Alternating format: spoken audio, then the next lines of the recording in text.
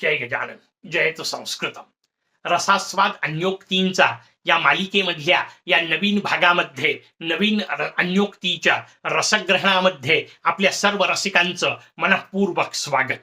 संस्कृत भाषेमध्ये किंवा एकूणच भारतीय संस्कृतीमध्ये वरपांगी सारखेपणा हा अनेकदा कसा फसवा असतो हे आपल्याला वेगवेगळ्या उदाहरणातून सांगितलेलं असतं.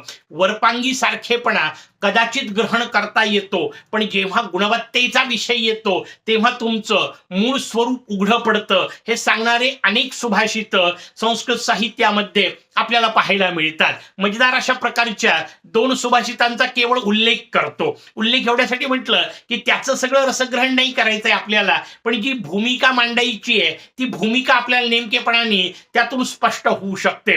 पहिलं सुभाषित अनेकांनी ऐकलेलं असतं. लहानपणापासून ज्यांचा संस्कृतचा अभ्यास आहे किंवा संस्कृत विषयी ज्यांना जाणीव आहे, जे त्याविषयी वाचन लेखन करतात, त्यांना आपल्याला सगळ्यांना माहिती असलेलं सुभाषित. पहिलं सुभाषित काक कृष्ण पिक कृष्ण को भेदो पिककाकयोः वसंत समये प्राप्ते काक काक पिक पिक. किती मजेदार रचना आहे, लक्षात घ्या. कावळाही काळा असतो, पिक म्हणजे कोकिळ तोही काळा असतो. काक कृष्ण पिक कृष्ण को भेदो पिककाकयोः. वरतून पाहताना कावळा आणि कोकिळ यात नेमका कोणता भेद आहे लक्षातही येत नाही अनेकदा. ती रचना सांगायची त्यांना, पण भेद केव्हा लक्षात येतो, दोघांमधलं वेगळे पण लक्षात केव्हा येतं. कवी पुढच्या ओळीमध्ये म्हणतात वसंत समये प्राप्ते. जेव्हा वसंताचा ऋतू येतो ना तेव्हा कळतं, जेव्हा वसंताचा दिव्य काळ येतो तेव्हा कळतं. कारण त्यावेळी कोकिळ आपल्या दिव्य पंचम आलापाने संपूर्ण विश्वाला आल्हादित करतो आणि कावळा कावळा असतो. काक काक पिक पिक. त्यावेळी कावळा कावळा असतो आणि कोकिळ कोकिळ असतो. हे सुभाषित ऐकल्याबरोबर संस्कृत प्रेमींना स्वाभाविक अशा स्वरूपातलं दुसरं सुभाषित आठवेल, कारण तेही त्याच स्वरूपातलं आहे. एकच भूमिका आपल्या समोर ठेवणार आहे. इथं दोन काळ्या पक्ष्यांचं वर्णन केलं, पुढच्या सुभाषितामध्ये दोन पांढऱ्या रंगाच्या पक्ष्यांचं वर्णन केलं. सुभाषितकार मजेदार रचना कशी सांगतात, रचना आपल्या समोर आहे. हंसः श्वेतः बक श्वेतः को भेदो बक हंसयोः. हंसही पांढरा शुभ्र असतो, बगळाही पांढरा शुभ्र असतो. मग दोघांमध्ये कोणता फरक आहे, दोघंही पांढरेच तर आहेत या अर्थाने. पण कवी पुढच्या वचनामध्ये आपल्याला दोघांमधला नेमका फरक सांगतात. नीर क्षीर विवेकेतु हंसो हंसो बको बकः. कारण नीर क्षीर विवेक याचा अर्थ पाणी आणि दूध एकत्र करून असं म्हणतात की हंसाच्या ठिकाणी अशी एक अद्वितीय शक्ती आहे की त्याला दूध आणि पाणी एकत्र करून दिलं तर त्यातलं तो फक्त दूध प्राशन करतो आणि पाणी सोडून देतो. त्या क्षीर शब्दाचा अर्थ कमळाच्या देठाशी लावणारे सुद्धा काही टीकाकार आहेत, आपल्याला त्यात नाही पडायचंय. क्षीर म्हणजे दूध की ते कमळाचं देठ याच्यात मला नाही पडायचंय. नीर क्षीर विवेक याचा अर्थ चांगलं काय आणि वाईट काय हे निवडायची क्षमता जेव्हा येते तेव्हा बगळा बगळा आहे आणि हंस हंस आहे. ही रचना आपल्याला सांगायची आहे. सुभाषितकारांना त्याकडे लक्ष द्यायचंय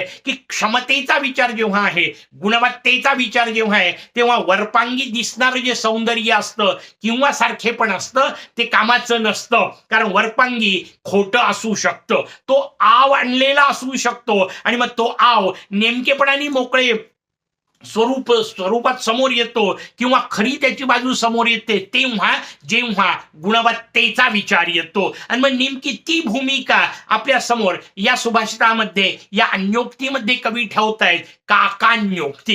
कावळ्याला उद्देशून सुभाषित केलं. काय सुभाषित केलं, पहिल्यांदा त्याला सगळं मस्त सांगतायत की चल बरोबर आहे तुझं, तू अगदी अशा सगळ्या गोष्टी करू शकतो, कारण या गोष्टी तू कोकिळे सारख्याच वाटणाऱ्या असू शकतात. कोणकोणत्या, एक एक गोष्ट आपण समजून घ्यायचा प्रयत्न करू. पहिल्यांदा ते म्हणताय कृष्णम वपुः वह तू.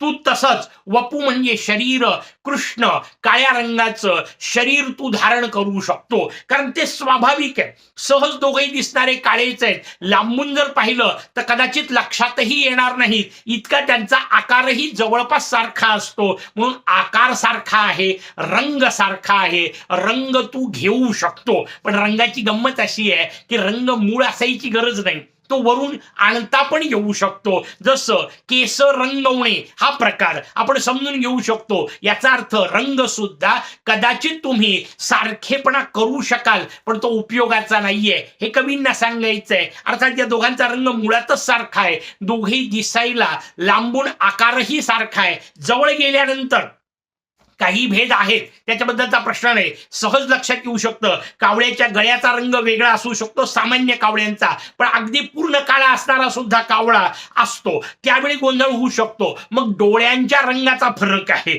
कोकिळेचा रंग डोळ्याचा वेगळा आहे, कावळ्याच्या डोळ्याचा रंग वेगळा आहे. पण या गोष्टी केव्हा कळतील, जेव्हा जवळ जाल तेव्हा.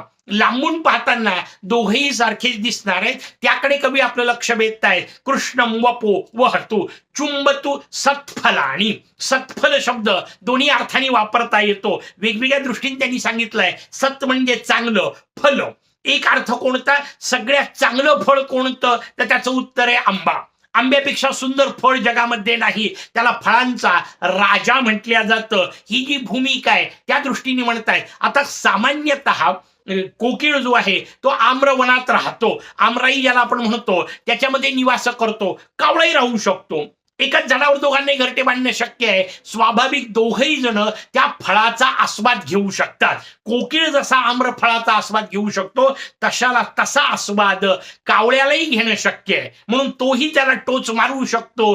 चुंबतू सत्फलानी. सत्फल शब्दाचा दुसरा अर्थ जीवनातल्या चांगल्या कर्माचे फळ अशाही अर्थाने. कारण वरपांगी आणलेलं जे चांगले सारखेपण आहे, वरपांगी आणलेली जी समानता आहे, त्याच्या आधारे तुम्हाला कदाचित काही चांगले फळं देखील प्राप्त होऊ शकतात. त्याकडे उल्लेख आपल्या समोर कवी करतायत. तिसऱ्या याच्यात ते म्हणतायत रम्येषु संवसंतु च्यूत वनांतरेषु.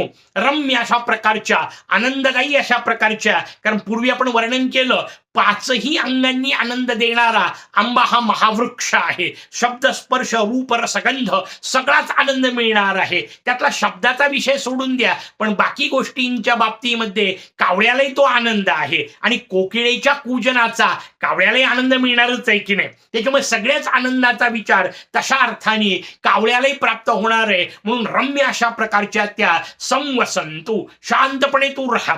जसा आंब्यावर कोकिळ राहतो तसाच तू देखील राहू शकतो, हे आपल्याला सांगतायत. आणि च्यूत वनांतरेषु, च्यूत शब्दाचा संस्कृत मधला अर्थ आहे आंबा. त्याचं जे वन आहे त्या वनाच्या अंतरेषु म्हणजे त्यामध्ये. अंतर शब्द सांगत असताना त्याच्या आतमध्ये राहतो, म्हणजे जणू काही त्या झाडांमध्ये लपल्यासारखा राहतो, लक्षातही येत नाही. या भावाकडे त्यांना अधोरेखित करायची ही भावना, आणि म्हणून त्यांनी मुद्दाम ते शब्द वापरले. तीन गोष्टी आपल्या समोर सांगितल्या. रंग सारखा आहे याचा अर्थ दिसणं सारखं आहे.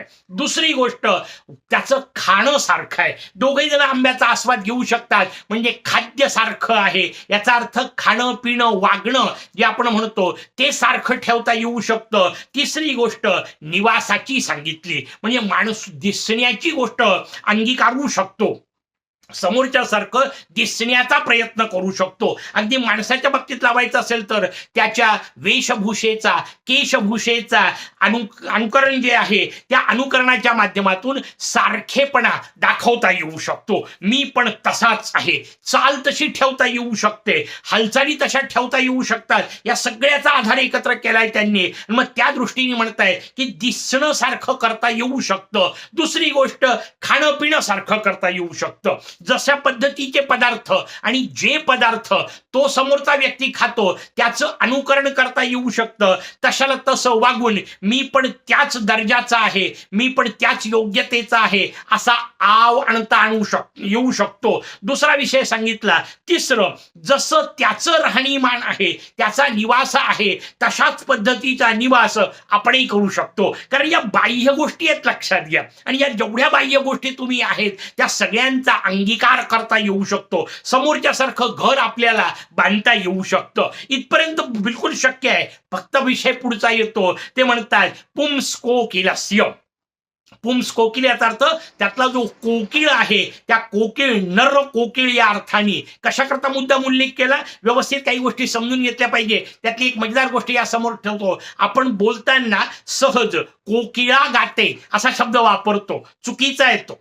कोकिळमध्ये कोकिळ आणि कोकिळा याच्यामधली मादी जी आहे, कोकिळा जी आहे, ती गायन नाही करत. आपण बोलतो तसं कोकिळ स्वर किंवा कोकिळेचा आवाज, अगदी गान कोकिळा असा आपण लता दिदींना शब्दही वापरतो, तोही चूक आहे असं नाही. त्यातली जी भावना आहे ती मान्य, पण त्यातली कोकिळा जी आहे ती गात नाही. गातो कोण? कोकिळ गातो. त्यातला जो पुरुष आहे, नर आहे, तो गातो. आणि म्हणून त्यांनी मुद्दाम त्याचा उल्लेख करताना सांगितला पुंस कोकिलस्य. कारण स्त्री कोकिलेमध्ये पुढे पंचायत अशी आहे की तिच्या अंगावर पांढरे पांढरे ठिपके असतात. मग पहिल्याच याच्यामध्ये गडबड होते, कारण तिथे कावळ्याच्या अंगावर तसे ठिपके नाहीत. म्हणून कोकिळा दिसली तर ती पटकन ओळखू येते, कारण तिच्या ठिपक्यांमुळे, तिच्या आवाजामुळे सुद्धा तिचा वेगळेपणाच आहे. पण रंगात सुद्धा लक्षात येऊ शकते, आणि म्हणून तिचं वर्णन नाही केलं, पुंस कोकिल केलं. कारण पुरुष कोकिळ जो आहे तो काळाशार असतो, त्याचं वर्णन मुद्दाम ते करतायत. पुंस कोकिलस्य चरितानी. हे जे चरित आहे, चरित शब्दाचा अर्थ वागणं. पण लक्षात घ्या, चरण नसतात महत्वाचे, आचरण महत्वाचं असतं. आणि ते आपल्याला नेमकेपणाने कवीला सांगायचंय. म्हणून ते म्हणतात करो तू कामम. काम शब्दाचा अर्थ बिलकुल मोकळेपणाने, पाहिजे तेवढं, जसं हवं तसं हे सगळं तू करू शकतो. याचा अर्थ या सगळ्या बाह्य गोष्टींचं अनुकरण करता येऊ शकतं. या सगळ्या बाह्य गोष्टी हे कावळ्या तू तुझ्या जीवनात आणू शकतोस, शक्य आहे. पण शेवटी सांगताना म्हणताय का कहा कलध्वनी विधेही. जेव्हा कलध्वनीचा विषय येतो, जेव्हा गुंजनाचा विषय येतो, जेव्हा कूजनाचा विषय येतो, कारण तो शब्द मी मुद्दाम वापरतोय, कोकिळेच्या आवाजाकरता असलेला कूजन करणे. आणि मग तेव्हा कूजनाचा वेळ येतो, जेव्हा पंचम आलाप लावण्याचा वेळ येते, त्यावेळी परिस्थिती कशी होते? त्यावेळी सांगितलं सतू काक एव. तो काकच असतो, कावळाच असतो, कारण गुणवत्तेचं अनुकरण नसतं करता येत. आचरण जे आपण म्हणतोय त्या आचरणाचं अनुकरण नाही करता येत. वागणं या अर्थाने चरणाचं अनुकरण करता येतं. चरण म्हणजे पाय या अर्थाने नाही म्हणत आहे मी, चरण याचा अर्थ वागणे. पण त्या वागण्याच्या पलीकडे जे आचरण सांगितलं, याचा अर्थ जी गुणवत्ता जी आहे त्याच्यानुसार जे घडणारं आहे त्याचं अनुकरण करता येत नाही. हा भाव त्यातला आपल्याला समजून घ्यायचा आहे की बाह्य गोष्टीचं अनुकरण करता येत असतं, अंतर्गत गोष्टींचं नाही. तुम्ही दिसण्या, वागण्या, खाण्या, बोलण्याचं अनुकरण करू शकता, बुद्धिमत्तेचं करू शकत नाही. हा भाव त्यातला आपल्याला व्यवस्थित समजून घ्यायचा आहे. आणि म्हणून कवी आपल्याला सांगताय की वरच्या सगळ्या गोष्टी करू शकतो. तू दिसायला सारखा असू शकतो, तू खाणं पिणं सारखं करू शकतो, तू राहण्याची जागा, राहण्याची पद्धती सारखी अवलंबू शकतो. पण जेव्हा गायनाचा विषय येईल तेव्हा तू कावळाच राहणार ना. हा हिशोब आपल्याला सांगायचा आहे. म्हणून एका बाजूने वरपांगी अनुकरण करणारे आणि खोट्या पद्धतीने आपणही श्रेष्ठ आहोत हे दाखवण्याचा प्रयास करणारे जे आहेत ना, त्यांना मारलेला टोमणा पण आहे. आणि दुसऱ्या बाजूला तुम्हाला आम्हाला दिलेला एक वेगळा संदेश पण आहे.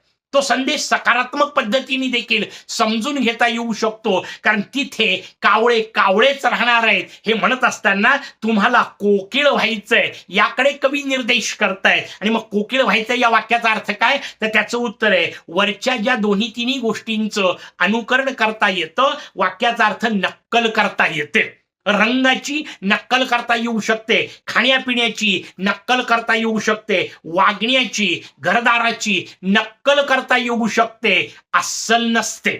आणि मग आपल्याला ते सांगतायत कवी की लक्षात घ्या, कोकिळेच्या जवळ जसा आवाज त्याचा अस्सल आहे, तो नाही घेऊ शकत कोणी, त्याचं अनुकरण नाही करू शकत, त्याची नक्कलही करू शकत नाही. हे जेव्हा आपल्याला पाहायला मिळतं तेव्हा कवी आपल्याला जणू काही सांगू पाहताय की तुमच्याजवळ असे काही गुण असले पाहिजे की त्या गुणांची बरोबरी करणं तर लांबची गोष्ट झाली, नक्कल सुद्धा करता नाही आली पाहिजे. कारण ते अस्सल असतं. बाकीच्या गोष्टीची तुम्ही नक्कल करू शकता, मूळ अस्सल कुठून आणाल? ते बाहेरून आणता येत नाही, ते आतून यावं लागतं. आणि मग ते जे आतून येणार आहे ना, तिथं गडबड होते. बाहेरच्या गोष्टींचं अनुसरण करता येत असतं, आतली गोष्ट मुळातच असावी लागते. जसं आपल्याकडे सहज म्हटलं जातं, घातल्या पाण्याने गंगा वाहत नसते.